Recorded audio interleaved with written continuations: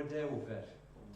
Mywydau lle ni'n mynd i'r cyfeiriad arall, bod ni'n gallu dod yn ôl ata ti, cael cymodi gyda ti, dod yn blant i ti.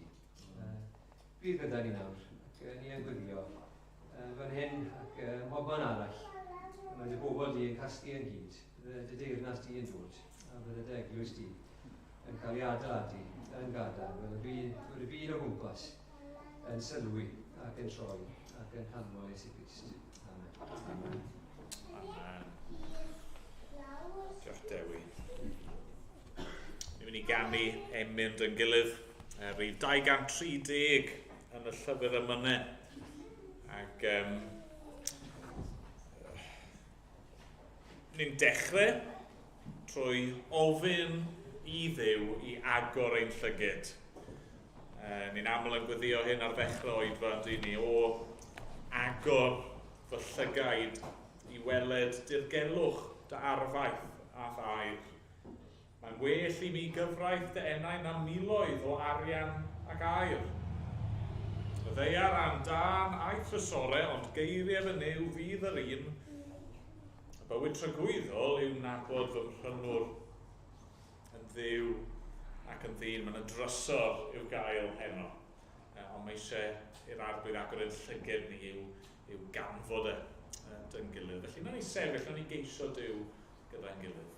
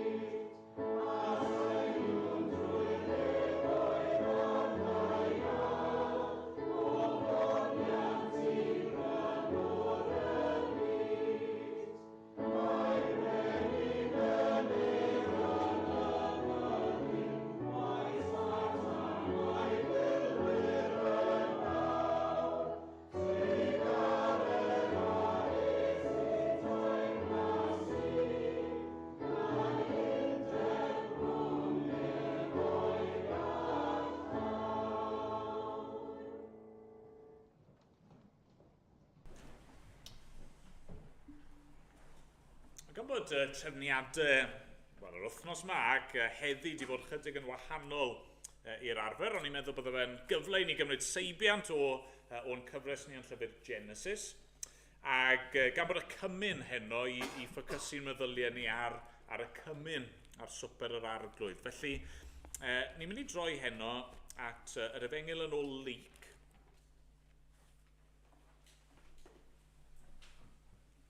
Pennod 22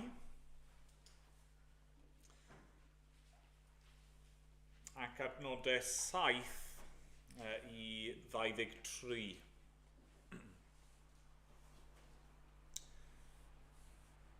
Lyc pennod 22 a dechrau yn adnodd 7. Dyma air ein Duw ni. Daeth dydd gwyl y bara croew, pryd yr oedd yn rhaid lladd oen y Pasg. Anfonodd Iesu Pedr ac Ioan gan ddweud, ewch a pharatowch i ni gael bwyta gwledd y Pasg. Meddent hwy wrtho, ble rwyt ti am i ni ei pharatoi? Atebodd hwy, wedi chwi fynd i mewn i'r ddinas, fydd aw dyn i'ch cyfarfod yn cario stenaid o ddŵr. Dilynwch ef i'r tŷ yr a i mewn iddo, a dywedwch wrth wr y tŷ, mae'r athro yn gofyn i ti, ble mae fy stafell, lle yr wyf i fwyta gwledd y Pasg gyda'n disgyblion. Ac fe ddengys ef i chwi oriwch y stafell fawr wedi ei threfnu. Yno, paratowch. Eithant ymaith a chael fel yr oedd ef wedi dweud wrthynt, a pharatoesant wledd y Pasg. Pan ddaeth yr awr, cymerodd ei le wrth y bwrdd a'r apostolion gydag ef. Meddai wrthynt, mor dair y bîm yn dyheu am gael bwyta gwledd y Pasg hwn gyda chwi cyn i mi ddioddef. Oherwydd rwy'n dweud wrthych, na fwytaf hi byth hyd nes y cyflawnir hi yn heyrnas Dduw. Derbyniodd gwpan, ac wedi diolch meddai, cymerwch hwn a rhannwch ef ymhlith eich gilydd. Oherwydd rwy'n dweud wrthych, nad yfaf o hyn allan o ffrwyth y wynwydden, hyd nes y daw teyrnas Dduw. Cymerodd fara, ac wedi diolch, fe torodd. A'i roi iddynt gan ddweud, hwn yw fy nghorff sy'n cael ei roi eich mwyn chwi. Gwnewch hyn cof amdanaf.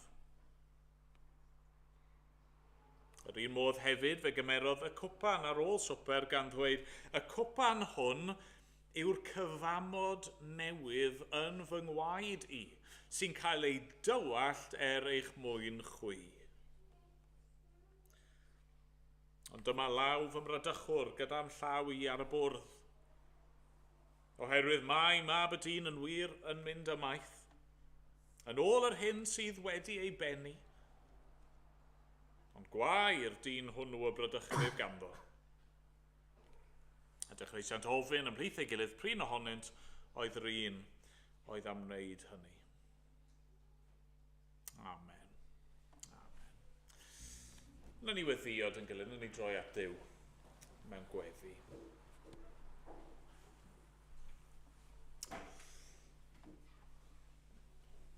O arglwydd ein Duw, i ni'n diolch i ti unwaith eto am yr wythnos sydd wedi bod, y cyfleon i ni wedi cael i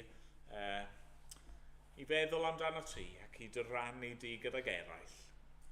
Da, ni'n diolch am y cyfle i ni wedi cael ei wasanaethu gyda'n gilydd fel eglwys, fel dy bobl di, i dystiolaethu i ti ac arglwydd i geisio rhannu yr newyddion da yma rydyn ni wedi dderbyn gydag eraill. Da, ni'n diolch am y cyfle gafon ni bore yma i addoli di gyda'n gilydd. Ni'n glywed am y gwaith rwy ti wedi wneud y mywydau'r rhai yn ein plith ni.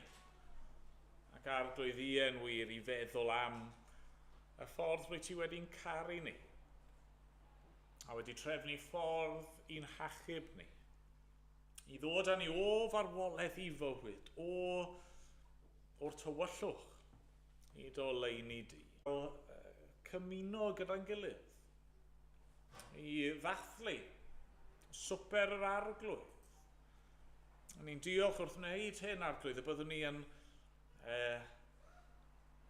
dilyn yn ôl traed dy saint di reit nôl i'r swper ola cyntaf yma. Ni newydd ddarllen amdano fe. Diolch wrth gymryd bara y gwyn y byddwn ni fel dy saint di dros y canrifoedd yn cael dathlu a chofio yr hyn mae'r arglwydd Iesu Grist wedi wneud ac yn wir trwy dy ysbryd glân di i ni hefyd yn cael mwynhau cymdeithas gyda'r arglwydd Iesu ei hun. Dad, i ni'n gofyn nawr trwy dy ysbryd di a bydde di yn ymwneud â ni, a bydde di'n dod yn agos ato ni. Dad, mae dy air di yn drysor gwerthfawr arglwydd. Fel ni wedi canu yn barod.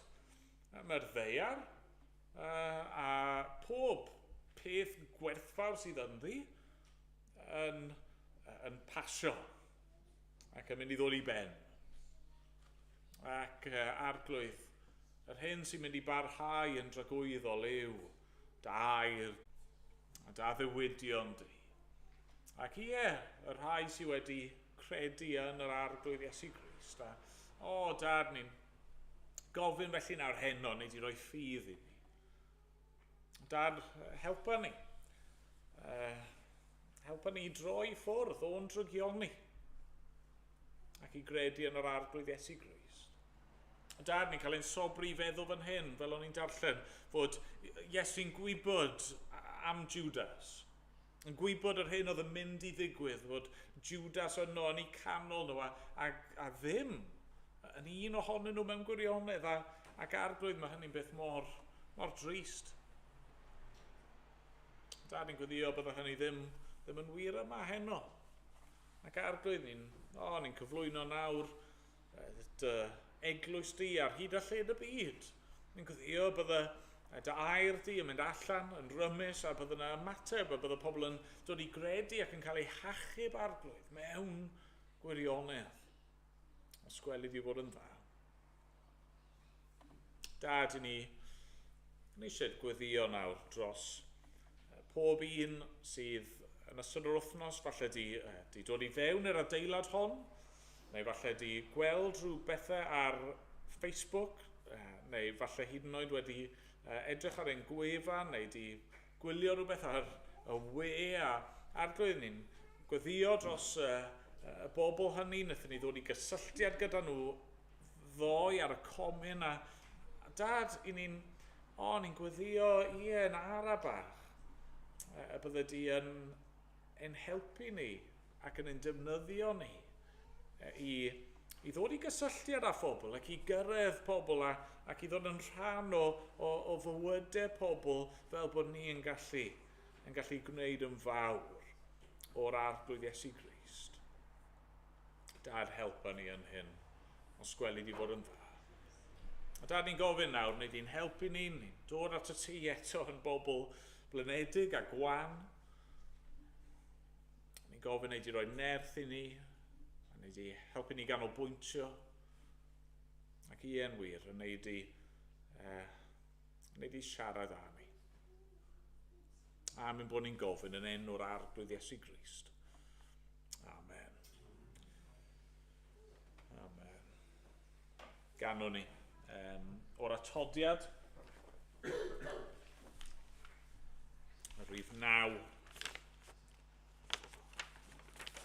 Dy'r cuddiau ni'n gyson y groes ar Galfari ac ymlaen. Nhw'n ni sefyll i ganu. Yeah.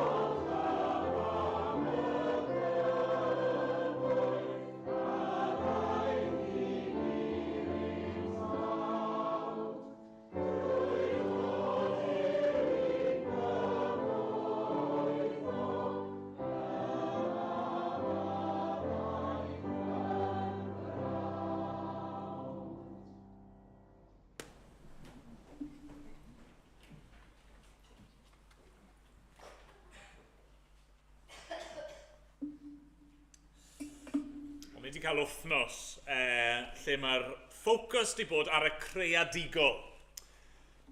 A fi'n gobeithio bod fi ddim yn, milking it, ac mynd dros ben llestri, ond fi eisiau parhau mewn ffordd efo'r un thema heno. Yn ystod yr wythnos, ni wedi cael arddangosfa o greadigrwydd. Lle mae'r ffocws wedi bod ar, sut mae pethau'n edrych, pam bod nhw'n edrych fel yna, pam bod nhw wedi cael eu creu yn y ffurf yna,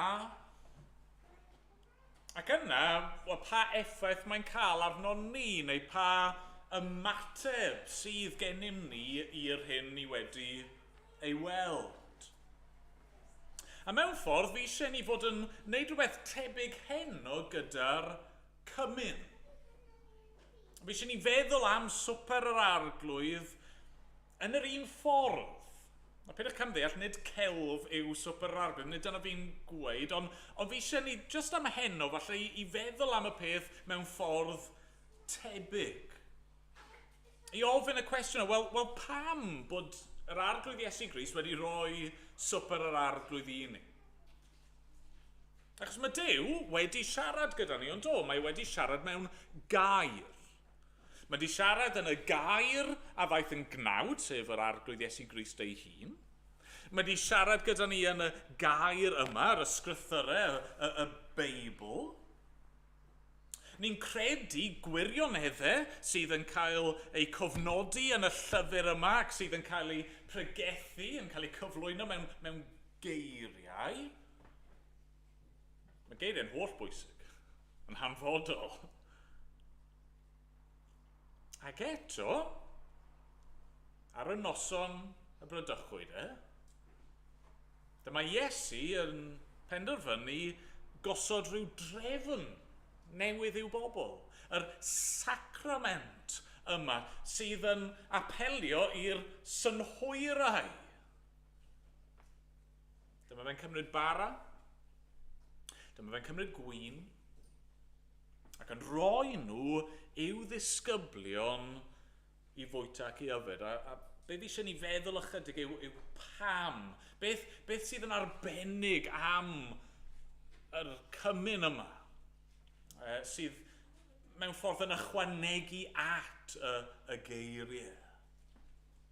Mae'n rhywbeth gweledol yn dydy. Dyma un o tadau, un o arweinwyr cynnar yr eglwys, dyn o'r enw Austin o Hippo.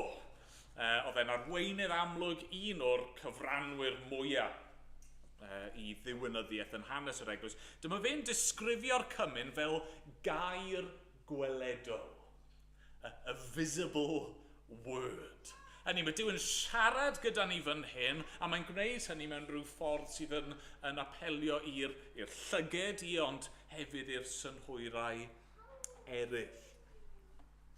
Felly, be mae'r cymyn yn gwneud wrth i ni gymryd ohono fe?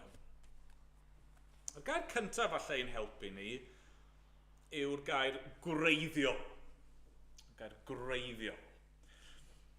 Pan mae artist neu rhywun yn creu rhywbeth, maen nhw'n trio bod yn wreiddiol yn dyn nhw. Mae yna rhyw ymgais am originality. Maen nhw eisiau creu rhywbeth newydd, rhywbeth ffres. Wrth gwrs, dim ond i ryw raddau, mae hynny'n bosib yn dyfa. Hynny ni gyd yn adeiladu ar pethau sydd wedi cael ei gwneud yn y gorffennol. Mae pob artist yn datblygu syniadau sy'n bodoli yn barod. Maen nhw'n gorfod dibynnu ar deunyddiau sydd yn bodoli yn barod. A felly, yn aml iawn, beth sy'n digwydd rili yw mae artist neu rhywun creadigol, maen nhw'n cymryd rhywbeth ac yn ei gyflwyno fe mewn ffordd greiddiol. Yn cymryd rhywbeth cyfarwydd ac yn cyflwyno fe mewn ffordd newydd, trawiadol. Mae hynny'n sicr yn wir am y cymyn. Mae Luc, falle wnaethoch chi sylwi, yn pwysleisio i ni pryd nath hyn ddigwydd. Mae'n pwysleisio, wel mae'n dechrau yn adnod 7, mae gwyl y para croew, pryd roedd yn rhaid lladd oen y pasg, ond yna, 4 o weithiau, mae'n sôn am ledd y pasg, gledd y pasg, gledd y pasg, gledd y pasg. Pryd oedd hyn yn digwydd? Chi'n gwybod. Adeg y pasg. Nawr oedd y pasg ddim byd newydd i'r disgyblion. Ond nhw wedi arfer gyda'r pasg. Ond nhw, fel Iddewon, wedi dathlu hyn pob blwyddyn o'i bywyd nhw. Oedd e'n rhan o pwy o'n nhw fel cenedl. Ond nhw'n dod at ei gilydd ar adegau gwahanol o'r flwyddyn hefyd, ond nhw'n dod at ei gilydd adeg gwyl y bara croew, gwyl y pasg i ddathlu y ffordd o Duw wedi ei cymryd nhw fel cenedl o'i caethiwed yn yr Aifft, a wedi ei hachub nhw, wedi ei prynu nhw, wedi ei gosod nhw'n rhydd, a dod nhw allan o'i caethiwed i wlad yr addewid. Ac felly bydden nhw wedi arfer gyda'r pethau nhw. Bwyta oen, cymryd bara, cymryd gwyn. Mae Iesu, nawr, yn gwneud rhywbeth newydd.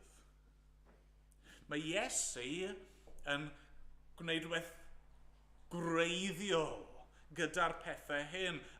A mae yn eitha siocin. A ni fi'n siŵr bod yr disgyblion wedi bod yn troi at ei gilydd a gweud, well, hold on, beth sy'n digwydd fan hyn? Dwi'n ddim yn rhan o'r drefn arferol.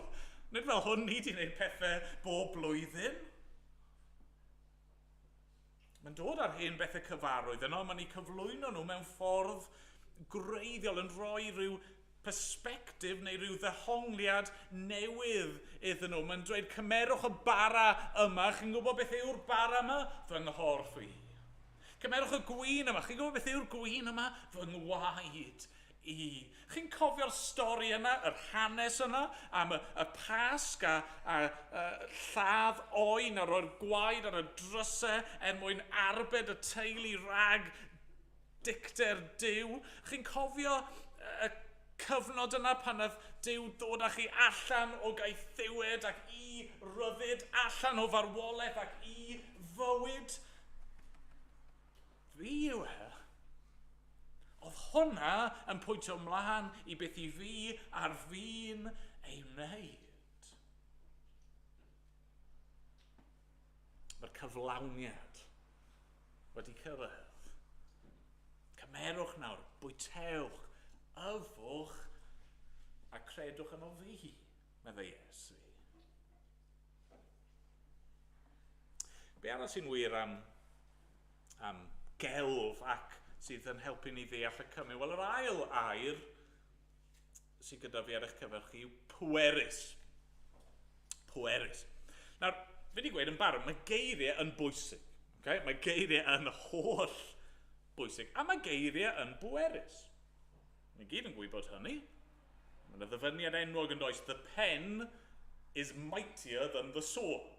Hynny yw, mae geiriau'r hyn sy'n gallu cael ei sgwennu efo pen yn gallu cyflawni llawer mwy na mae chleddyf yn gallu wneud. Ond mae Duw hefyd yn gwybod y math o bobl ydyn ni. Wedi'r cwbl fe ddath yn un ohono ni.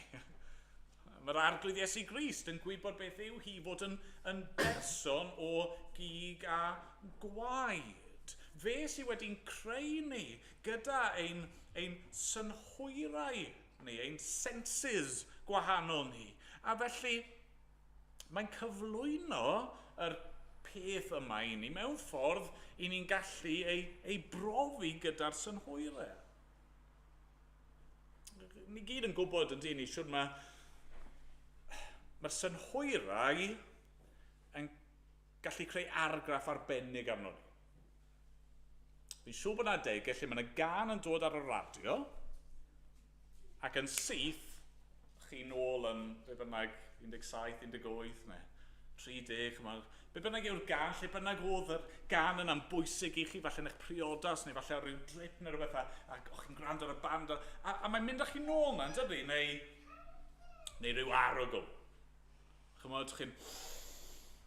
chi'n aroglu, sa'n gwybod, y Welsh Cakes yn y farchnad, a syth, mae'ch cof chi'n mynd nôl i tîm am gi neu rhywbeth fel yna. Ni gyd efo rhywbeth fel yna, neu chi'n blasu rhywbeth, a mae hwn just fel oedd mam arfer gwneud, neu rhywbeth fel yna. Fan hyn nawr,